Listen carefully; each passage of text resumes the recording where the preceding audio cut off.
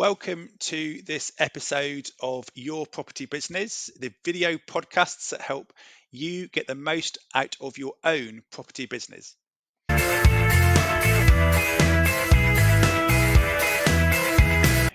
are the prerequisites? So I'm sitting here and there's a lot of self-reflection going on. I wonder, so I've got some experience with landlording and letting agents and HMOs, but development definitely feels like one of those things that's maybe beyond. But what would you say would be the prerequisites of someone if they're considering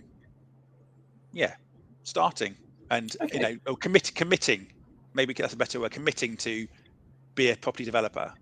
Well, I think firstly that last sentence, the word you use, committing, is the most important. Okay, when we talk about prerequisites, because you've got to commit to it. Okay, this isn't going to happen in 12 months. You give up. Okay, I often tell this story. One of my accountability coaches, that we keep all our students accountable, because the biggest thing that's going to get in your way is you. Okay, so whoever's listening out there, or if it was yourself, Chris, you're going to get in your own way and stop you doing it, because it's mindset. Okay, and we all know, hopefully in this industry, mindset is as important as the technical aspects. So we always say there's three legs to the stool. We say it's mindset, it's technical, it's obviously the property development stuff, and of course it's business. So the three aspects are absolutely important. Yeah. So the first prerequisite was that last comment of yours, that you want to be committed. You need to know why you're doing this. You've got to have a really strong reason, because this is a tough journey. If you're going to climb a mountain for a charity, the reason that you get to the top of that damn mountain is that you've committed to all those sponsors that aren't going to pay up. Or you've got to go and look them in the face and maybe pretend or suggest you're going to get their money back, and you're going to let the charity down. So it's the commitment and the reason that you've given to that charity. And most people choose a charity that means something to them for some reason. Okay, it's a quite strong connection, which drives you to it. So that commitment, you've got to have a reason to really want to go and do this. I think that's a really good general business point there. And I was just looking at your website, and I was blown away by how much support there was with mindset, with business. Technical. You'd assume it was all about technical, wouldn't you? I think, but I think your website and your company reflects the fact it is so mindset driven as well. It is. And let me go back to these prerequisites, okay? Because what it is, you're running a business. It just happens to be property development.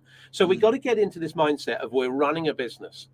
And so you are not going to be a bricklayer.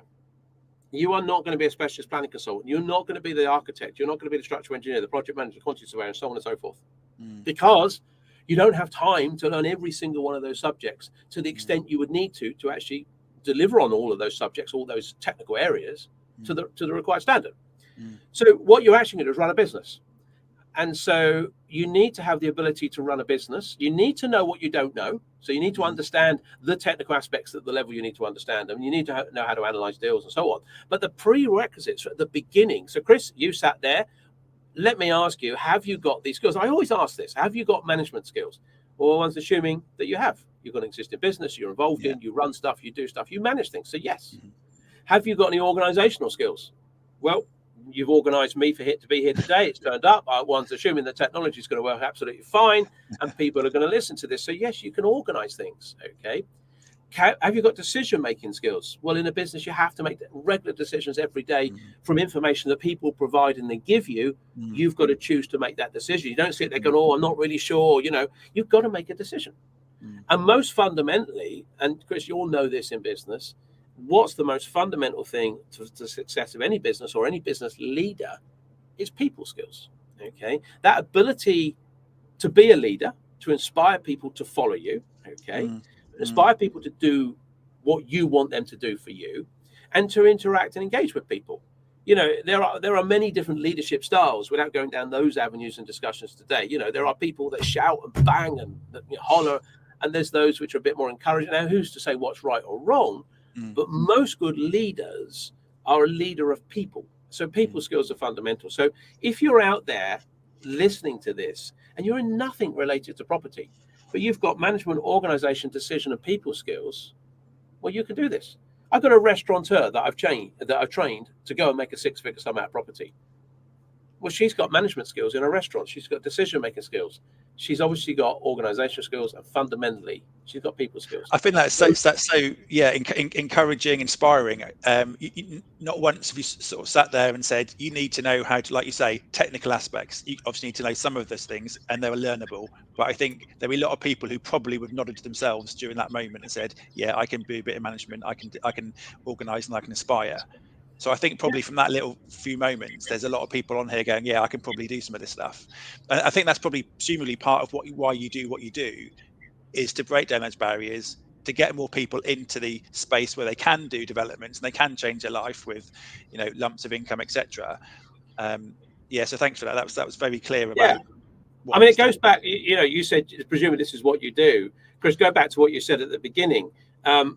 This is my passion. I do this, and there's a story to why I actually do this and why it is my passion. Maybe for another day.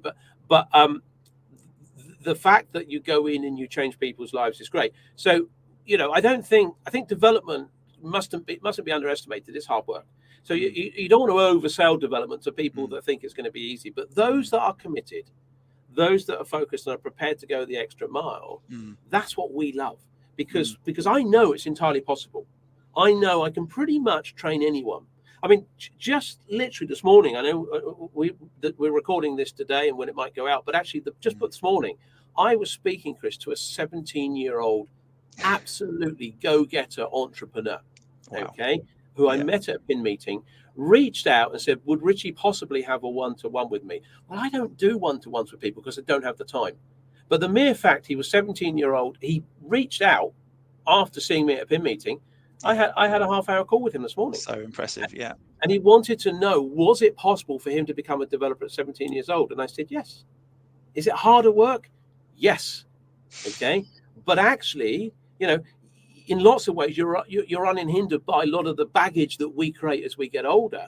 Yeah, true. But people like that, and I'm not saying it's going to be a lot harder for him, but it is possible.